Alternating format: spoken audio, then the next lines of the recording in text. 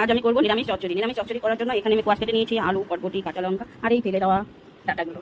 লাল শাকের থেকে যে ডাঁটাগুলো বেরিয়েছে সেগুলো তো আমরা ফেলেই দিই, তাই ভাবলাম এটা দিয়ে চচ্চড়ি করে নিই। তো চলো এখন রান্নাটা শুরু করা যাক। তার সঙ্গে করবো আলু ভাজা, খোসা শুদ্ধ। চচ্চড়ি সম্বার দেওয়ার জন্য একটা শুকনো লঙ্কা আর কালো জিরে ফোড়নে দিয়ে দিলাম।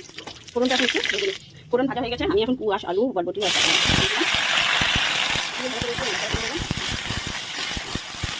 চচ্চড়ি ভালো করে নিয়ে নিলাম। আর দেখো এখানে আমার এই যে খোসা শুদ্ধ আলু ভাজা সুন্দর হয়ে গেছে, আর এই দেখো ডালও হয়ে গেছে। এখন আমি লবণ হলুদ দিয়ে দেবো।